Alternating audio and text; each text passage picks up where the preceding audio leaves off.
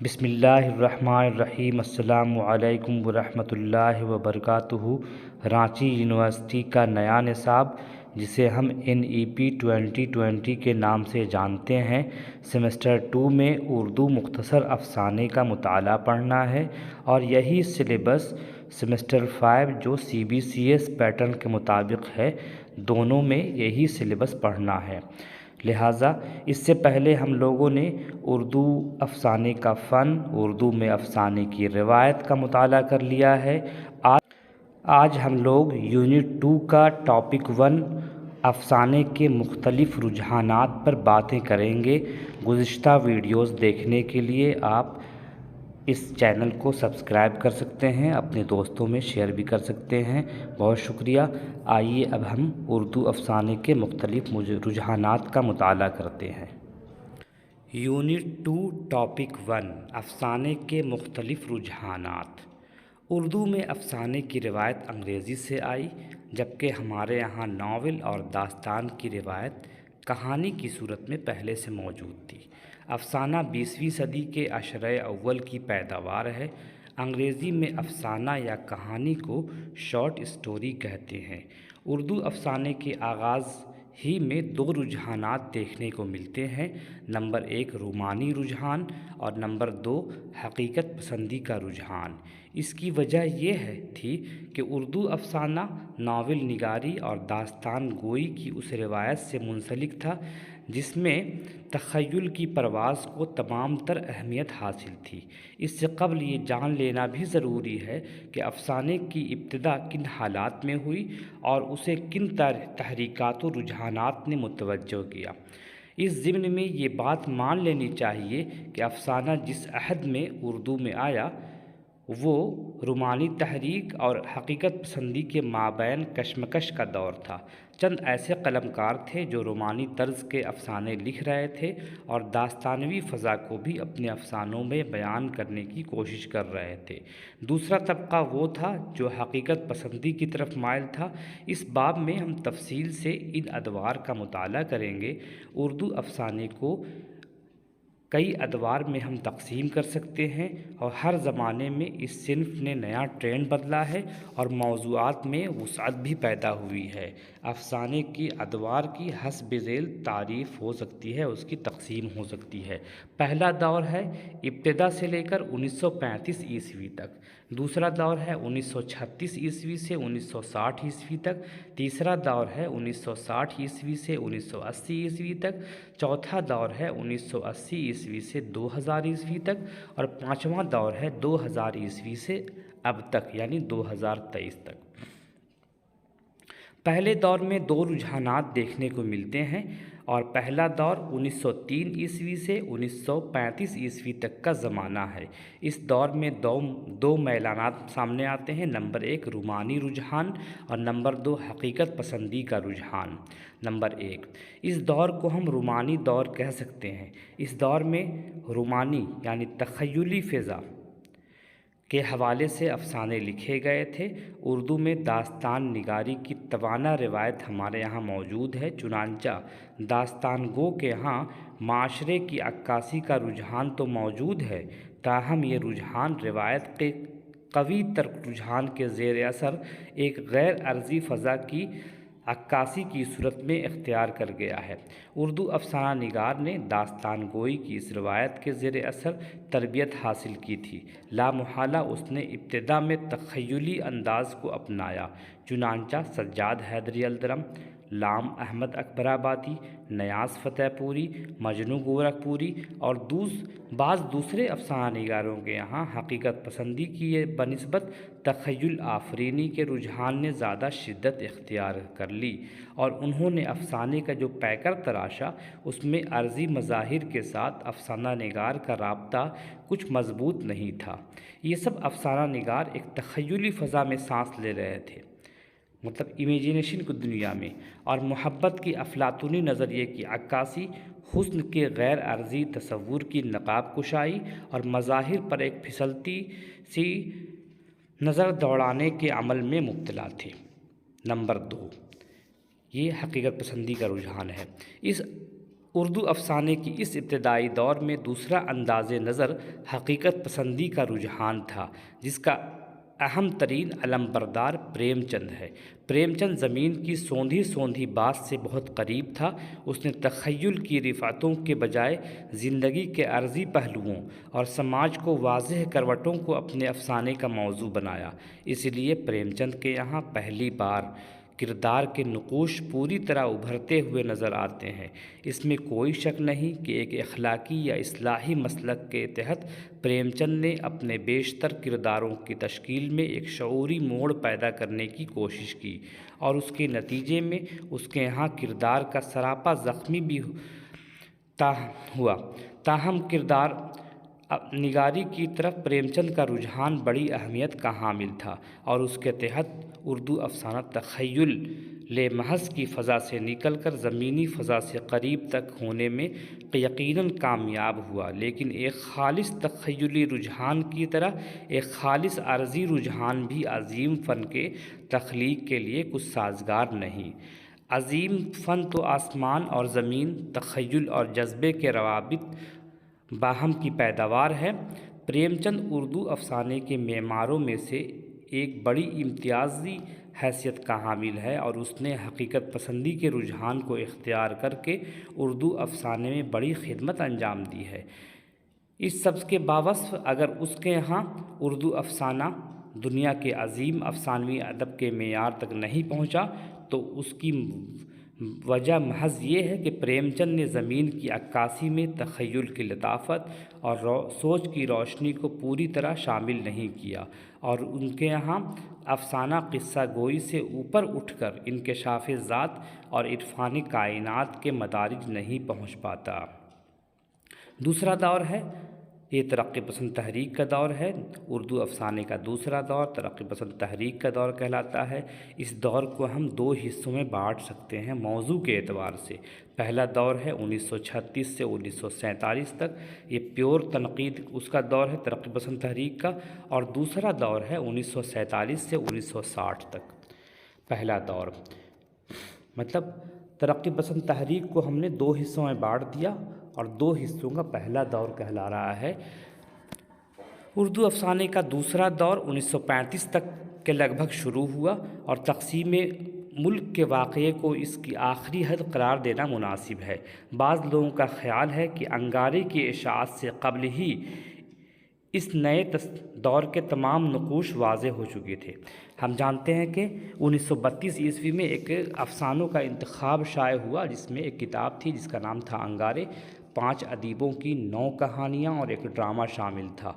اس کتاب نے اچھا خاصا اثر قائم کیا، اس میں بعد میں باتیں کریں گے ہم لوگ۔ آزادی کی تحریک مغربی ادب اور معاشرے کے اثرات سے اس کی ابتدا ہوئی، چنانچہ اس سے قبل 1929 کا اقتصادی بحران اور یورپ میں دوسری جنگ عظیم کی تیاری نے نئے دور کے افسانے کے لیے زمین ہموار کر دی تھی، اور تخیل محض کی فضا سے افسانہ نگار کو باہر نکال کر بہت سے سماجی، سیاسی اور نفسیاتی موضوعات کے قریب تر کر دیا تھا۔ اس دور کے افسانہ نگاروں میں راجندر سنگھ بیدی، سعادت حسن منٹو، عصمت چغتائی، خواجہ احمد عباس، بلونت سنگھ، سہیل ضیاء آبادی، کرش چندر جیسے لوگوں کے نام اہم ہیں۔ اس افسانے کی اس دور کو عہد زرعی بھی کہا جاتا ہے، سنہری دور کہتے ہیں۔ 1936 کے لگ بھگ اردو ادب میں ترقی پسند تحریک کی ابتدا ہوئی، ہر چند کی اس تحریک کی شکل شروع میں واضح نہیں تھی، لیکن بعد میں اس کے نقوش واضح ہوتے چلے گئے۔ ترقی پسند تحریک ادب کو زندگی اور عصر کے رواں منظرنامے کے مرکزی دھارے سے ملانے کی شائستہ اور حرکی قوت کا نام ہے، جس نے غلامانہ سوچوں کی قدیم بوسیدہ اور شکستہ دیواروں کو مسمار کر کے ادب کو روشن فکر سے آشنا کیا۔ آزادی سے قبل اردو افسانے میں جن افسانہ نگاروں نے اپنی شناخت قائم کی، ان کی فہرست کافی طویل ہے۔ راجندر سنگھ بیدی، غلام عباس، منٹو، احمد ندیم قاسمی، کرش چندر، خواجہ احمد عباس، عصمت چغتائی، اپیندر ناتھ اشک، بلونت سنگھ، عزیز احمد، اختر انصاری، سہیل ضیاء آبادی، کوثر چاند پوری، ممتاز مفتی، محمد حسن عسکری کے نام اس میں قابل ذکر ہیں۔ ترقی پسند تحریک سے قبل اردو افسانے میں حقیقت نگاری کے کوئی واضح نقوش نہیں تھے، اور یہ بات بھی واضح ہے کہ افسانہ نگار کچھ ایسے بھی تھے جنہوں نے ترقی پسندی سے الگ راہ اپنائی۔ ترقی پسند تحریک نے حقیقت نگاری کے اصول کو وضع کیا۔ حقیقت پسندی سرسید کی عقلی اور سائنسی نقطہ نظر کی بنیاد پر عینی و ماورائی نقطہ نظر سے رد عمل کے طور پر پیدا ہوئی۔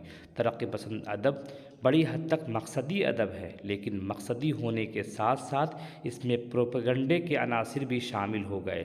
حقیقت پسند تحریک کے قیام کے ساتھ ہی اس کے خلاف ایک رد عمل بھی سامنے آیا۔ وہ افسانہ نگار جو ترقی پسند تصورات سے متفق نہ تھے، روایت کے حوالے سے ہی لکھتے رہے۔ کچھ افسانہ نگاروں نے مغربی اثرات کے تحت نئی تکنیک، اسالیب اور فکری نیابت کا چلن اختیار کیا۔ اس زمانے میں چند ایسے قلمکار بھی تھے جو جنس کے موضوع پر افسانے لکھ رہے تھے۔ ایسے افسانہ نگاروں میں محمد حسن عسکری، ممتاز مفتی اور عزیز احمد وغیرہ شامل ہیں۔ یہ افسانہ نگار بائیولوجیکل نیچرلزم سے متاثر ہیں۔ احمد ندیم قاسمی اور غلام عباس نے سماجی موضوعات پر پنجاب کی علاقائی زندگی کی عکاسی کی ہے۔ ابوالفضل صدیقی نے جاگیردارانہ نظام اور شکار پر چند اچھی کہانیاں لکھی ہیں۔ اب آتے ہیں ترقی پسند تحریک کا دوسرا دور۔ آزادی کے بعد چند تقسیم ہند اور فسادات کے جذباتی عناصر کے اثرات پر گفتگو کرنے کے لیے اولین سطح پر یہ دیکھنا ضروری ہے کہ یہ اثرات خود کیا ہیں۔ تقسیم ہند اور قیام پاکستان کوئی معمولی واقعہ نہیں تھا۔ ہزاروں سال سے متحد ایک خطۂ ارضی کا مذہبی بنیاد پر دو حصوں میں تقسیم ہو جانا تاریخ کا ایک نیا باب تھا۔ اس سانحے کا اثر اردو ادب پر بھی پڑا، اور اسی پس منظر میں بہت سے افسانے تحریر کیے جانے لگے۔ ادب کے موضوع میں فسادات، ہجرت کا کرب وغیرہ جیسے موضوعات بھی قلم بند کیے گئے۔ یوں تو تمام اصناف نے تقسیم ہند اور فسادات کی تاریخ محفوظ ہے، لیکن افسانے نے جس طرح واقعات کو اکٹھا کیا ہے اس کی کوئی اور مثال نہیں ملتی۔ یہ افسانے کا ایسا دور تھا جب حقیقت پسندی عروج پر تھی۔ ترقی پسند تحریک نے جس قدر معیار کے افسانے لکھے وہ چہل پہل کسی دوسری صنف میں دکھائی نہیں دیتا۔ منٹو، کرشن چندر، احمد ندیم قاسمی، راجندر سنگھ بیدی ایسے ہی نام ہیں جو اسلوب میں ایسی قدرت رکھتے تھے کہ نہ صرف واقعات کو ان کی گہرائی میں جا کر دیکھتے تھے بلکہ انتہائی جذبات و احساسات کی اتھاہ گہرائیوں میں بھی اتر سکتے تھے۔ یہی وجہ ہے کہ اس عہد کا کوئی بھی قابل ذکر افسانہ نگار ایسا نہیں ہے جس نے تقسیم ہند اور فسادات کو موضوع نہ بنایا ہو۔ تقسیم کے بعد ابھرنے والے افسانہ نگاروں میں انتظار حسین، قرۃ العین حیدر، قدرت اللہ شہاب، ہاجرہ مسرور، شوکت صدیقی وغیرہ کے نام اہم ہیں۔ اس ضمن میں منٹو کا افسانہ ٹوبہ ٹیک سنگھ، قرۃ العین حیدر کا جلا وطن، قدرت اللہ شہاب کا یا خدا، احمد ندیم قاسمی کا پرمیشر سنگھ، انتظار حسین کا بن لکھی رزمیہ ناقابل فراموش افسانے ہیں۔ فسادات کے بعد ہجرت کا کرب افسانے کا سب سے بڑا موضوع ہے۔ فسادات اپنی نوعیت کے اعتبار سے کتنے ہی خوفناک کیوں نہ ہوں، ان کی نوعیت عارضی ہوتی ہے، کیونکہ وقت گزرنے کے ساتھ ساتھ زخم مندمل ہو جاتے ہیں، جبکہ ہجرت کے اثرات دور رس رہتے ہیں اور یہ نسل در نسل صدیوں تک اپنے اثرات دکھائی دیتے ہیں۔ نوسٹیلجیا یعنی شدید یاد ماضی کے افسانے جتنے انتظار حسین نے قلم بند کیے کسی دوسرے نے نہیں کیے۔ قیومہ کی دکان، خریدو حلوہ بیسن کا، اجودھیا، محل والے اور سانجھ بھئی چودیس قابل ذکر افسانے ہیں۔ اس زمانے میں انتظار حسین کے افسانوں میں کہیں کہیں قطعی اور دو ٹوک اسلوب بھی دکھائی دے گا۔ اس طرح ترقی پسند تحریک کے زیر اثر اردو افسانے نے بہت ترقی کی اور لازوال افسانہ نگار پیدا کیے۔ افسانہ نگاری کا تیسرا دور جدیدیت کہلاتا ہے۔ یہ زمانہ 1960 سے لے کر 1980 تک پھیلا ہوا ہے۔ اردو افسانے کا تیسرا دور جدیدیت یعنی ماڈرنزم کا ہے۔ تقسیم کے بعد ادب کا موضوع بدلا تو جدیدیت نے دھیرے دھیرے اپنا کام شروع کیا۔ 1960 کے بعد اردو افسانے میں علامت اور تجرید، مطلب سمبولزم جیسی اصطلاحات سنائی دینے لگے۔ جدیدیت فردیت کی تنہائی، داخلی جلا وطنی اور بے پناہی کی تنقید و ترجمانی ہے، جس کے نتیجے میں فرد تنہائی، الجھن، بیگانگی، اجنبیت، بے معنویت، مہملیت اور بیزاری کی کیفیت سے دوچار ہے۔ ان رجحانات کے اعتبار سے جدیدیت فلسفہ وجودیت کی توسیع ہے۔ وجودیت کی فلسفیانہ تحریک کا آغاز یورپ سے ہوا۔ اردو میں یہ اصطلاح انگریزی کے توسط سے آئی۔ اردو ادب میں اس اصطلاح کا استعمال ایک خاص عہد سے تعلق رکھتا ہے۔ واقعہ یوں ہے کہ جب ترقی پسند تحریک کے زیر اثر فرسودہ اور گھسے پٹے موضوعات کی بھرمار ہونے لگی، تب ادیبوں کا ذہن نیا کچھ کرنے کے لیے بے قرار ہونے لگا۔ اسی اثنا تقسیم کا کرب انگیز سانحہ رونما ہوا۔ موضوعات میں خود بخود تبدیلی ہونے لگی۔ کھیت کھلیان، سماجی نابرابری اور بورژوا طبقے کے ظلم و ستم کی جگہ ہجرت، فساد اور کیمپوں کی روداد سنائی دینے لگی۔ ادیب و شاعر ترقی پسند خول میں اکتاہٹ اور گھبراہٹ محسوس کرنے لگے۔ جنگ، امن، انقلاب اور معاہدہ جیسے الفاظ ذہنوں پر بوجھ بننے لگے۔ ایسے میں نئی نسل کے ذہن میں روایت سے انحراف کے جراثیم کلبلانے لگے اور ادبی رجحان کی تلاش شروع ہوئی، جس میں فرد کی فردیت کو اولویت حاصل ہو۔ نئی نسل کی اس خواہش کے عین مطابق جدیدیت کا رجحان سامنے آیا۔ جدیدیت نے افسانے میں ابتدا میں خاموش رہ کر اور بعد میں پوری قوت کے ساتھ استعمال کرتے ہوئے ترقی پسند تحریک اور اس کے موضوعات کی مخالفت شروع کی۔ جدیدیت ایک ایسا رجحان ہے جس کی کچھ زیادہ ہی مخالفت ہوئی۔ بعض ناقدین نے اسے منفی رجحان قرار دیا تو بعضوں نے سرے سے ہی مسترد کر دیا۔ اردو کی تمام اصناف میں صنف نظم اور صنف افسانہ پر یہ رجحان سب سے زیادہ اثر انداز ہوا۔ دونوں ہی اصناف بیانیے کی صورت ہیں۔ اگر صرف افسانوں کی بات کریں تو ناقدین نے صرف مواد کو بنیاد بنا کر اعتراض کیے، کیونکہ اس کے مواد بعید از قیاس تھے اور بعید از فہم بھی تھے۔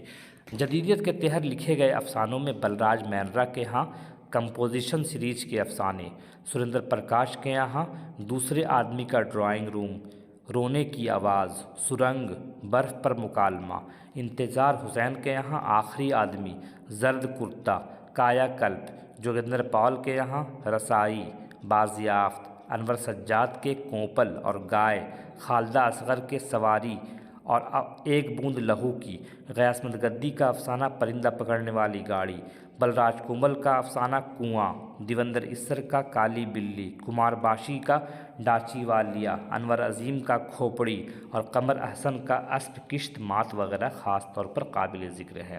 اردو افسانے کا چوتھا دور پوسٹ ماڈرنزم کہلاتا ہے، جسے ہم مابعد جدیدیت کہتے ہیں۔ اردو افسانے کا چوتھا دور مابعد جدیدیت یعنی پوسٹ ماڈرنزم کا ہے۔ 70 کی دہائی میں اردو افسانہ رومانیت، حقیقت پسندی اور ترقی پسندی اور جدیدیت کا سفر طے کرتے ہوئے مابعد جدیدیت یعنی پوسٹ ماڈرنزم کی دہلیز پر قدم رکھ چکا تھا۔ ایک طویل عرصے میں اس صنف کے میں بہت تبدیلیاں رونما ہوئی، موضوع کی سطح پر بھی اور ہیئت کی سطح پر بھی۔ جدیدیت کے دور میں تو حد ہی ہو گئی جب اردو افسانہ معمہ بن گیا۔ اسی لیے جدیدیوں کے خلاف یہ نعرہ لگایا جاتا ہے کہ انہوں نے افسانے کے ساتھ اچھا روا سلوک نہیں رکھا۔ جدیدیت سے متاثر فنکاروں نے پہلے کہانی سے کہانی کو نکالا، پھر کردار کو نکالا، اس کے بعد منظر نگاری کو نکالا، آغاز کو نکالا، نقطہ عروج کو نکالا، پھر ہوتے ہوتے قاری کو نکالا۔ کہانی میں ان چیزوں سے نکل جانے کے بعد کہانی میں صرف افسانہ نگار رہ گیا۔